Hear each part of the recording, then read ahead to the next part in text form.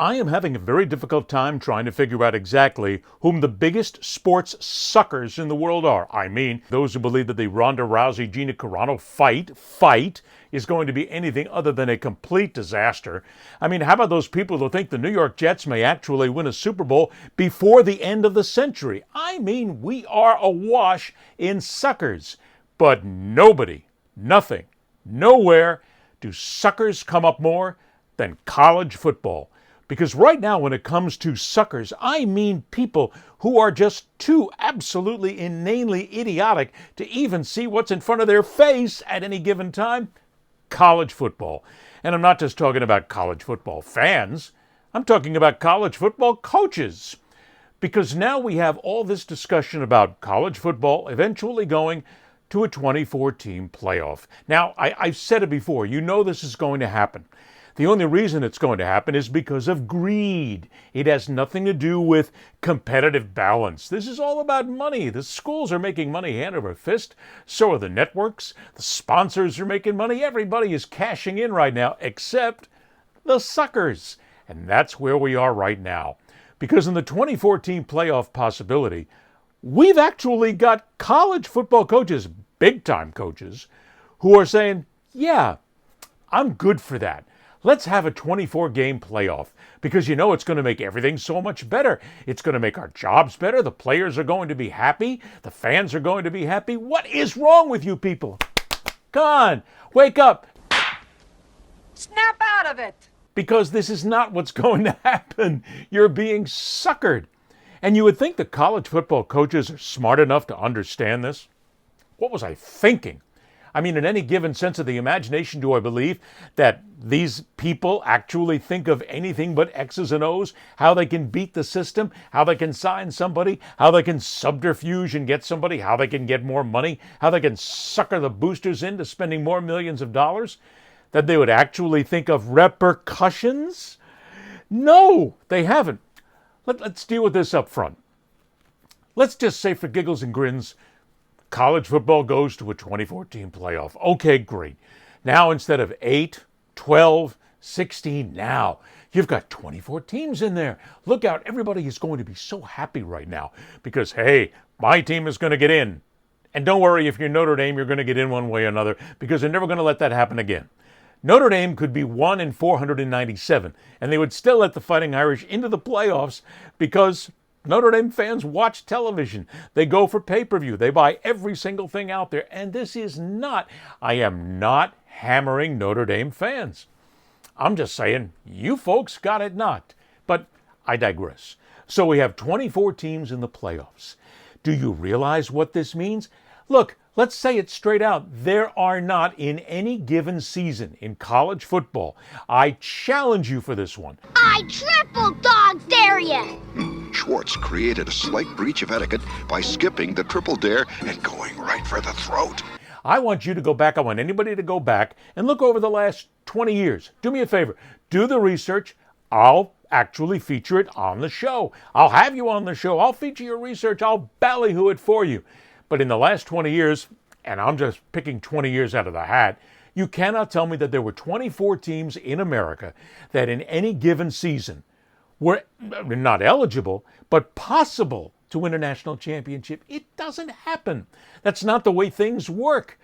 Because you have maybe 10 or 12 teams, maybe an outlier here and there that actually could be good. That's why 16 teams makes it. But with 24 teams in the playoff, you're going to have some dogs in there. Oh, wait, I didn't want to do that because I'm a dog lover. You actually have some real bullshit in there, to be honest. I don't want to insult dogs. I love my dogs, okay? But the nonsense that it would be that you would have 24 teams and, hey, this team over here, what's a out of you, is going to go ahead and get a chance to play for a national championship. And then what? Go up against one of the better teams? And meantime, while that game is playing, look back into the houses of everybody who's watching, not everybody, but most of the people watching that game with number 197 versus number 2.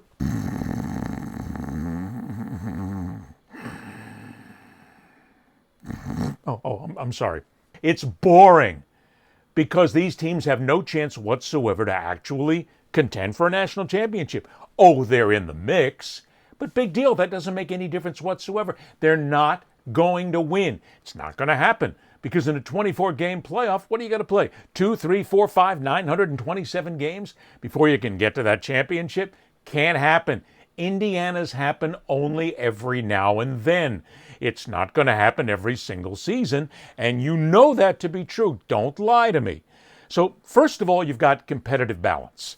You won't have 24 teams in a playoff where they will be all good games. There will be some really awful games. Not only that, but there'll be more awful games than ever before. Why? Because you're putting teams in there, at least 8 teams, who have no business being in the playoffs.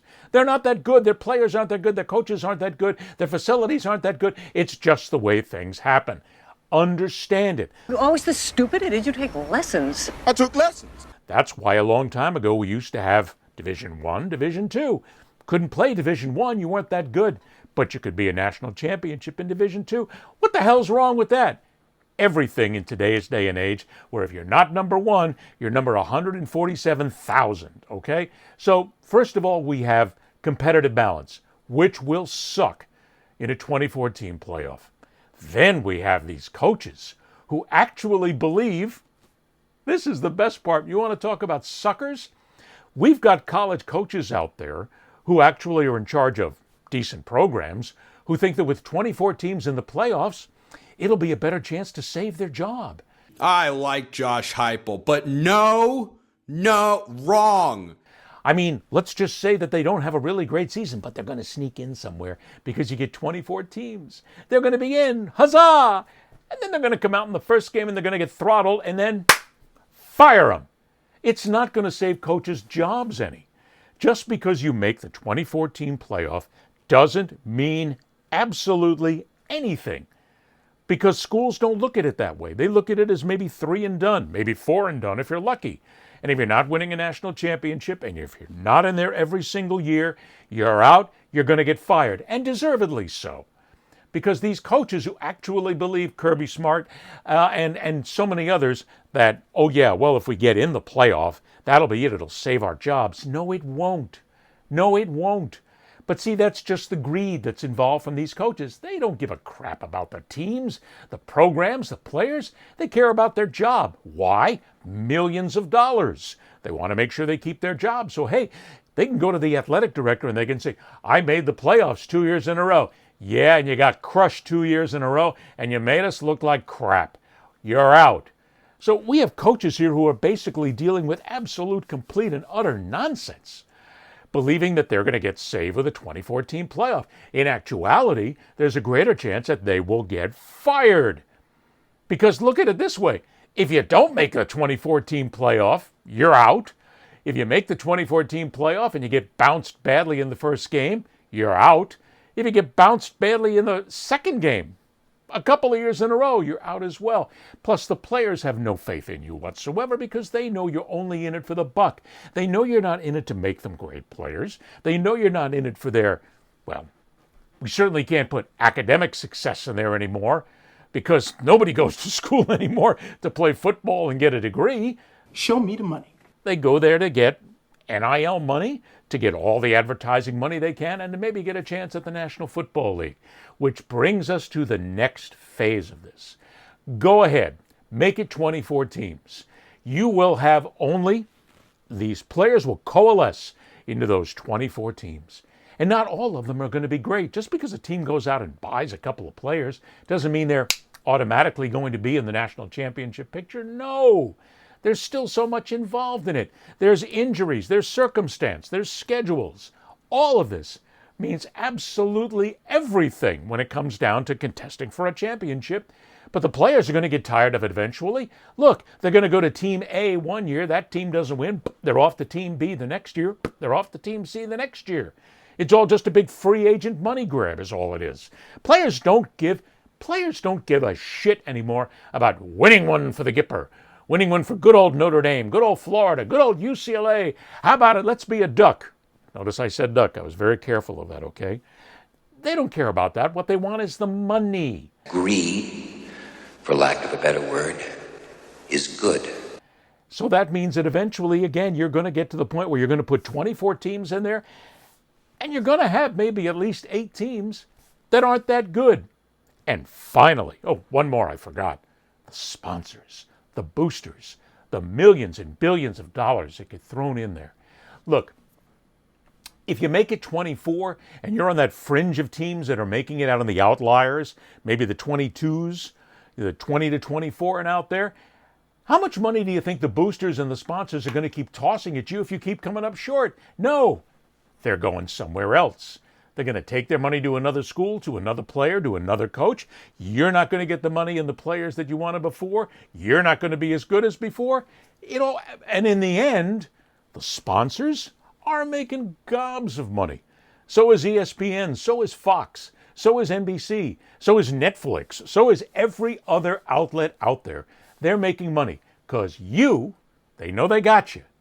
Okay, look, I know it's bad and fans are going to be real upset at me for once again calling the fans suckers. But you are. Not all of you, but there's a bunch of you that are. And the networks, the rights holders, they know they've got you by the short hairs. You'll watch anything, anywhere, anytime. You'll cough up whatever money it takes. If you get a chance, and right now, let's just take Indiana, for instance. You're damn right you're going to want to watch your team because finally, you're the national champions. You're going to sign up for the next 5 years easy to watch this team. If they falter next season, makes no difference. You were the national champion. You'll come back the second year and the third year because you believe that they're now going to be a powerhouse team. Even if they're not, you're going to believe it. They got you. Just when I thought I was out, they pulled me back in. You're never going anywhere. They got you. They have suckered you into all of this money. And if your team loses a couple of seasons, you'll still show up. You'll buy the foam finger. You'll buy the tickets. You'll buy the parking. You'll buy the pay-per-view because you're sold. It's college football. It's the best thing in the world. You love it. You can't live without it. That's what makes you suckers. You're not willing to walk away when they suck. Okay, I'll just give you this. And I hate to do this because the Indiana fans are going to get very unhappy with me. But this is just an example. Indiana had never come close to sniffing a national championship before. Never. Not even close. Now they are the national champions. And they deserve it. They won it fair and square. They earned it every single yard. I was in there rooting for Indiana. Oh, shucks. Don't tell my Miami fans. They'll never forgive me for this one. But they won it fair and square. If Indiana comes up this coming season and doesn't do well, are you still going to stick around? Sure you will. What about the season after that? Let's say they don't win again. Let's say they don't. That's going to be 2 seasons in a row. Are you going to come back? Yeah, you're coming back. What about the third season? Well, I don't know. It's costing an awful lot of money, and the price of gas is $697 a gallon. Maybe I got to think about that as well. Will you stick with this team? You weren't there before. Look, let's be honest. All of you weren't there in the first place. I mean, there were the hardcore fans, but now they've got the really new hardcore fans who are basically following suit. They're following the train. You gave us a win and you're going to become great fans. Good for you. I have nothing against that. But you and I both know that if Indiana comes up, and I'm not wishing this, here it's going to come. I guarantee the Indiana fans are going to be screaming at me for this one. I'm not wishing this.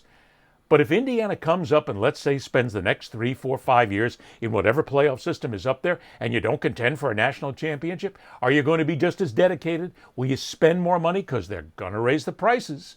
Are you going to go to more games? Are you going to stick around? I hope you do. No, really, I hope you do. Because schools like that deserve all the attention, all the fun, all the fans they can get, especially looking at how badly they have suffered over the years. But the networks, the schools, everybody involved, they know they got you. They know they've suckered you in. And no matter what happens, you're going to pay the money. It's just the way it is. 24 teams in a college football playoff will turn out to be, mark it, I'm not going to say maybe, will turn out to be one of the greatest disasters ever. And what about the bowl games? You know, I'm the guy that's been sitting out there for a long time saying, and if you go back and look at the channel, you'll find it where I basically said it, that I think all bowl games need to go. I'm starting to rethink that a little bit. Because we need bowl games like the Pop-Tart Bowl. Are you kidding? It's just goofy enough that it creates... How can you not spend time watching a game where at the end of the game, they put human-sized Pop-Tarts into a massive toaster, and they come out and they eat them right there on the field. How can you not love it? It's one of the best gags ever in college athletics.